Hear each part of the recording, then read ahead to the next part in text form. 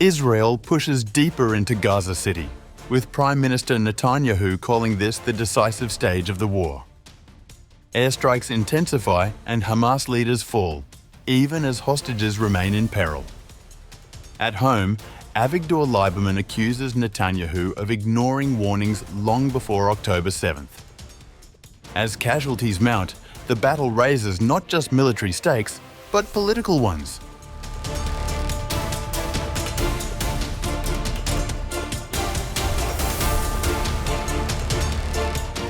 Israel has begun its ground operation in Gaza City, with Prime Minister Benjamin Netanyahu declaring that the war is entering its decisive stage.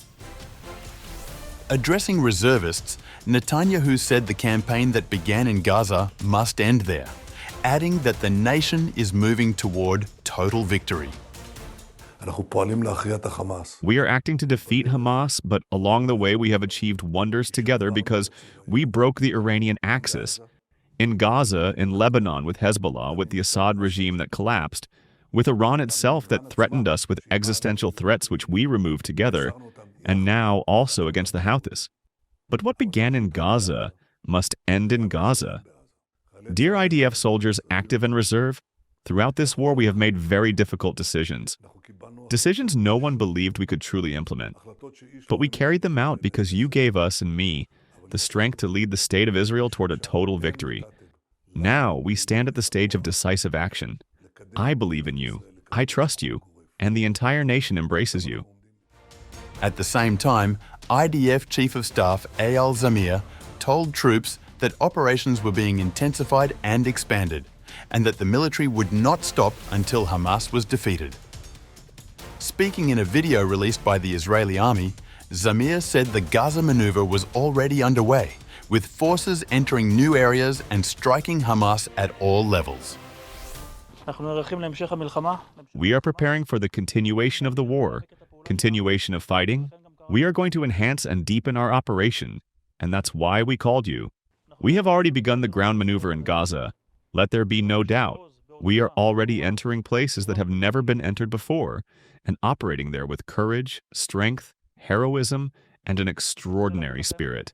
I want to tell you that nowhere does the IDF, Israel Defense Forces, offer anything less than decisive victory. We will not stop the war until we defeat this enemy. The IDF has called up tens of thousands of reservists to join the offensive, which Israeli officials describe as the push to capture Hamas's final stronghold. Army radio reported that 40,000 reservists reported for duty on September 2nd. The mobilization comes amid warnings that the offensive could endanger Israeli hostages still held in Gaza. Hamas has indicated it would release 10 of the roughly 20 believed to be alive under a ceasefire arrangement, but Israel has not responded to the proposal. The offensive is expected to escalate in mid-September, with Israel's security cabinet approving plans to seize Gaza City at an estimated cost of over $7 billion.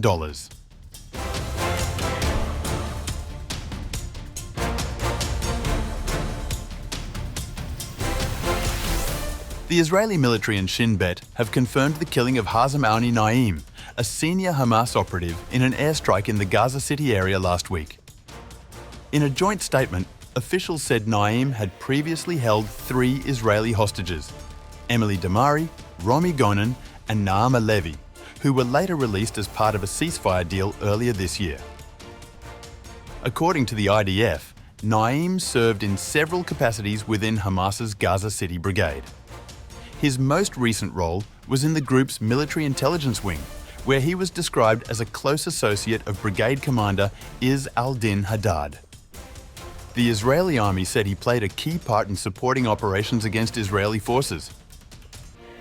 The announcement adds to a series of targeted strikes against Hamas figures in recent weeks as Israel expands its offensive in Gaza City. Military officials say the campaign has increasingly focused on dismantling the group's leadership structure, which they argue is essential to weakening its ability to coordinate attacks. The strike on Naeem comes as the conflict nears its second year, with Israel continuing its operations in northern Gaza while urging civilians to relocate to designated humanitarian zones. Meanwhile, the IDF has also killed Musba Salim Musbadaya, head of the Mujahideen brigades in Gaza, responsible for abducting the BIBI's family, marking the fourth assassination of the group's leadership in recent months. The BIBI's family were killed in captivity, and their bodies were returned earlier this year.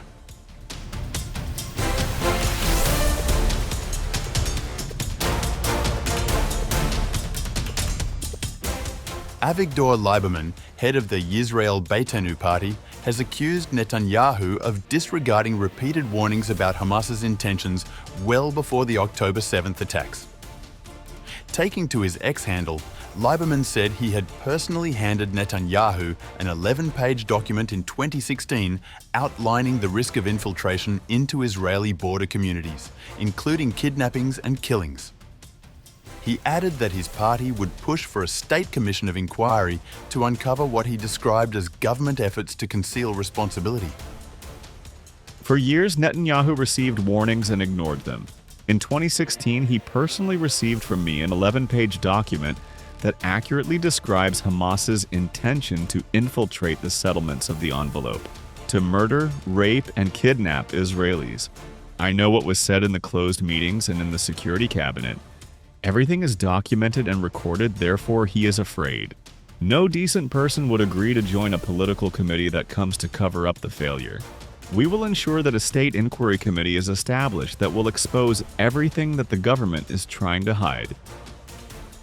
The claims follow last week's broadcast on Channel 12 of leaked recordings in which former military intelligence chief Aharon Haliva criticized Netanyahu's lack of engagement with security officials. Haliva said that meetings between the Prime Minister and the head of the Intelligence Directorate had been steadily reduced, falling from weekly briefings to just once every 6 months. He argued that the gap reflected broader complacency at the political level. Haliva also pointed to what he called a flawed belief in the all-encompassing capacity of intelligence, noting that the assumption contributed to Israel's unpreparedness. The debate adds pressure on Netanyahu as calls grow for an independent investigation into the lead-up to the October 7th assault.